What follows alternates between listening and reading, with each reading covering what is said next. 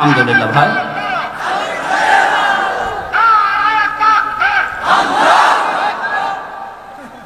আমার ভাইরা, কোরআনে কারিমে আল্লাহ পাক জানিয়েছেন মায়াশফা শাফাআতান হাসানাতান ইয়াকুল লাহু নাসীবুম মিনহা ওয়া মায়াশফা শাফাআতান সাইয়্যাতান ইয়াকুল লাহু কিফলুম মিনহা ওয়া কানা আল্লাহু আলা কুল্লি শাইইন মুকিতা।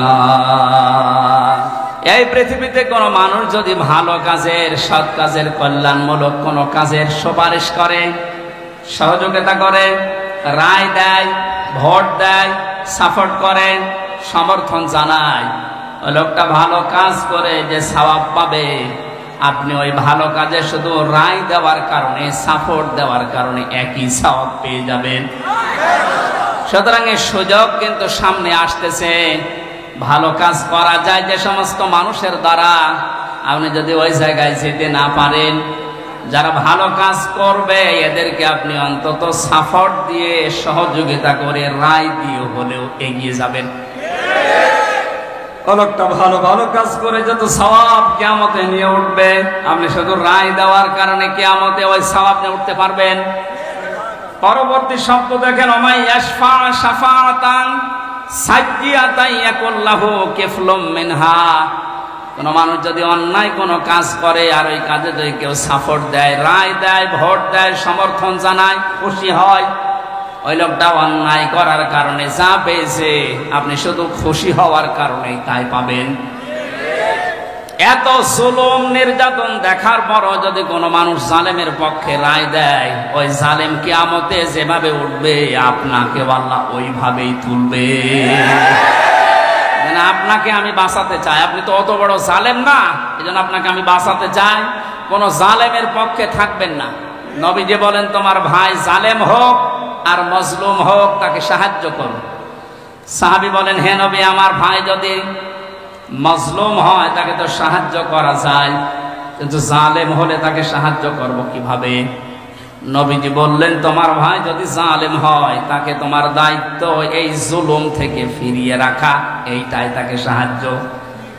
সুতরাং জীবন দিয়ে যে মানুষগুলো জালেমের কবল থেকে আমাদেরকে মুক্তভাবে এই দেশে বিচরণ করার সুযোগ দিয়ে গেল, এই মানুষগুলো কিয়ামতের দিন যেন শহীদ এই শব্দ নিয়ে উঠতে পারে, বলেন আমিন। ময়দানে মাহশারে আমলনামাটা, কিতাবটা যখন আপনার হাতে আল্লাহ তুলে দেবে, বলবে তুমি নিজেই যথেষ্ট, জান্নাতে যাবে না জাহান্নামে যাবে। আমি আমার ঈমান থেকে কথা বলছি, কারো দিকে না তাকিয়ে এবার নিজের দিকে আয়াতের সাথে মিলিয়ে বলেন তো, এখনই যদি মারা যান আর এই বইটা যদি আপনার সামনে তুলে ধরে বলে, বল হামজা তুই এইটা পড়ে যা, জান্নাতে যাবি না জাহান্নামে যাবি? কাবা শরীফ যখন তাওয়াফ করে মানুষ, আমি 16 সালে গিয়েছিলাম, গত বছরও গিয়েছি, বাস্তবতায় যেটা দেখলাম, ষষ্ঠ চক্করে মানুষ একটা দোয়া পড়ে আল্লাহর কাছে, আল্লাহুম্মা ইন্না আলাইয়া হুকুকান ফীমা বাইনি ওয়া বাইনিকা। কাবার সামনে নিয়ে বলে, রব্বুল আলামিন তুমি আমার মালিক, আমি তোমার গোলাম, তোমার ভেতরে আমার ভেতরে বহু দেনা পাওনা আছে, আমি বান্দা হিসাবে, দাস হিসাবে, গোলাম হিসাবে যা যা পাবো তুমি সেই বীর্য থেকে শুরু করে হামজা বানিয়ে সব দিয়ে দিয়েছো। আমি উল্লেখ করার মতো কিছু ছিলাম না। হাল আতা আলাল ইনসানি ঈনুম মিনাদ দাহরি লাম ইয়াকুন শাইআম মাযকুরা। মানুষ কি একটু চিন্তা করে না যে জন্মের আগে, এই পৃথিবীতে আসার আগে উল্লেখ করব এমন কোন বিষয় লোকটা ছিল না। আজকে সভাপতির নামের নিচে দেখলাম লেখা বিশিষ্ট ব্যবসায়ী আলহাজ নুরুজ্জামান মুন্সি, কত সুন্দর নাম দিয়ে পেছনে ডিগ্রি লাগিয়ে দিয়েছে, উনি এই কাজ করি খায়। বয়স যদি এখন 60 বছর হয়, 61 বছর আগে এই নাম গন্ধ পৃথিবীর মানুষ জানতো। বলেন বলেন। শুধু এতটুকুই না, বাবার বীর্য যখন মায়ের রেহেমের ভেতরে দ্রুত গতিতে পাস হয়, আল্লাহ পাক বলেন ওই দিকেও একটু তাকাও। ফালিয়ানজুরিল ইনসানু মিম্মা খুলিক, খুলিকা মিম্মা ইন দাফিকিন ইয়াখরুজু মিন বাইনিস সুলবি ওয়াত তারাইব। মানুষকে নজর করে দেখে না কি জিনিস দিয়ে তাকে বানালাম। বাবার স্ফলিঙ্গ দিয়ে দ্রুত গতিতে বের হয়ে যাওয়াই না পাক পানিটা মায়ের রেহেমের ভেতরে জমা হয়। এই যে সলবন এবং তারাইব দিয়েছেন আল্লাহ। সলবন বলা হয় বাবার লজ্জাস্থান, তারাইব বলা হয় মায়ের লজ্জাস্থানকে। এই দুইটা শব্দ আমি তাফসিরের ভেতরে ব্যাখ্যায় পেয়েছি। আল্লাহ বাবার ক্ষেত্রে এক বচন দিয়েছেন, মায়ের ক্ষেত্রে বহু বচন দিয়েছেন। কেন দিলেন? তাফসিরে তাবারি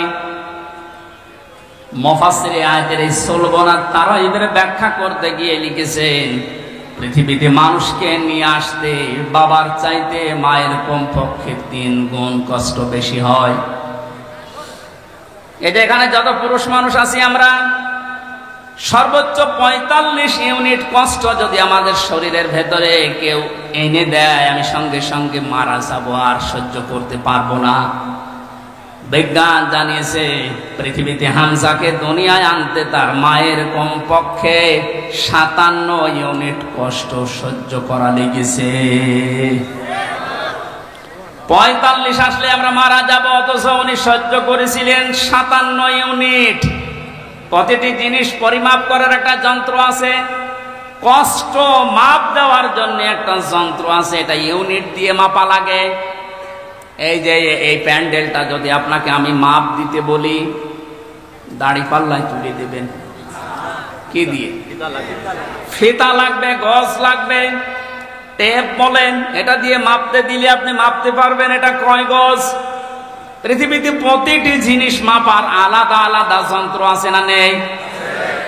কষ্ট মাপার জন্য 45 থেকে 57 আপনি হিসাব করেন। এতগুলো কষ্ট সহ্য করার পরেও শুধু শেষ করেননি। সূরা হাক্কাত 15, 16, 17, 18 এই আয়াতগুলোর তাফসিরে পেয়েছি, হামালাতুহু উম্মুহু কুরহা ওয়া ওয়াদাআতুহু কুরহা ওয়া হামলুহু ওয়া ফিসালুহু 30 শাহরা ইলা আখিরি আয়াত। আল্লাহ পাক বলেন তোর মা তোকে কষ্টের পরে কষ্ট সহ্য করে পেটে বহন করেছে। শুধু এতটুকু শেষ করেনি, ডেলিভারির যে কষ্টটা এটাও সহ্য করেছে।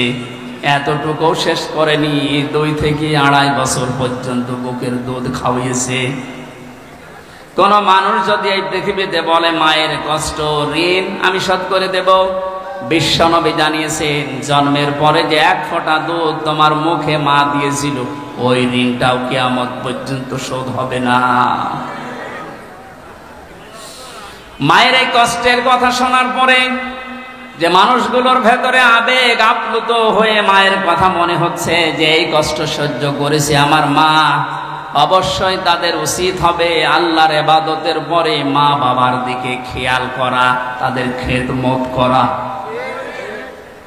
কোরআনে কারীম জানিয়েছে ওয়া ক্বাদা রাব্বুকা আল্লা তা'বুদু ইল্লা ইয়্যাহু ওয়া বিল ওয়ালিদাইনি ইহসানা। এই এদিকে তাকান। আল্লাহ আদেশ দিচ্ছেন, আমি রায় দিয়ে দিলাম। রায় দিচ্ছেন কে? আমি রায় দিয়ে দিলাম, লিখে দিলাম। এই যে কযা মানে ফয়সালা করে দেওয়া, রায় দেওয়া, লিখে দেওয়া, সিদ্ধান্ত জানানো। আমি আল্লাহ সিদ্ধান্ত নিয়েই ফেলেছি, রায় দিয়ে দিয়েছি যে আমার ইবাদতের পরে আর কারো ইবাদত করা যাবে না, আর মা বাবার খেদমত করা লাগবে, তাদের পেছনে খরচ করা লাগবে। মহেশপুর বাসে এখানে একটা শিক্ষা পেয়েছি আমি, আল্লাহর ইবাদত করা, আল্লাহর আইন মানা নফল না ফরজ? আরো জোরে বলেন। মা বাবার আইন মানা। আপনি আলেম, আপনি কথা বলবেন। যারা জানেন না মুখ খুললেন কেন বলেন তো? আমি এখানে একটা শিক্ষা নিতে চাই। আমি গতানুগতিক কথা বলি না। আপনি দেখেন তো কি এখান থেকে বের হয়। আল্লাহর আইন মানা আমরা দেখলাম ফরজ, প্রশ্ন করা যাবে? বলেন না কেন? আল্লাহর আইন আপনার বুঝে আসুক বা না আসুক, এইটাই ফাইনাল, কোনো প্রশ্ন। আল্লাহর আইন মানা কি? সবাই মুখ খোলেন তো কি? মা বাবার আইন মানা ফরজ না। এই যে মাঝখানে ওয়া আছে, মা বাবার আইন মানা ওয়াজিব না, ফরজ না, ওয়াজিব না। মা বাবার খেদমত করা ফরজ, আইন মানা শুধুমাত্র আল্লাহর ফরজ। কার? আরো জোরে বলেন। আর আল্লাহর পরে রসুলকে আল্লাহ শরীয়ত প্রণেতা বানিয়েছেন, শারের। এই জন্য উনি যে নিয়ম নীতিগুলো দিয়েছেন ওইগুলো ফরজ। মা বাবার আইন মানা ফরজ নয়, তাদের সেবা করা, খেদমত করা, টাকা পয়সা তাদের পেছনে খরচ করা কি? বলেন না কেন? কেন ফরজ? কেন? আল্লাহ রাব্বুল আলামিন দলিল দিচ্ছেন, অখফিদ লাহুমা জানাহা যুল্লি মিনার রাহমা। এইদিকে তাকান, এটা আলেম না? এটা শব্দটা আছে অখফিজ, খফজন মানে ডাউন করা, এরপরে ফল করা। খফজন মানে কি? ডাউন করার পরে ফল করে দেওয়ার আরবি নাম অখফিজ বা খফজন। আল্লাহ বলেন খফজন করবে। জানাহান মানে ডানা, দিল্লুন মানে ছায়া হয় বা নম্রতা হয়। তোর যে ছায়া আছে ডানা, আর এই ডানার ছায়াটা এভাবে ডাউন করার পরে ফল করে দিবি,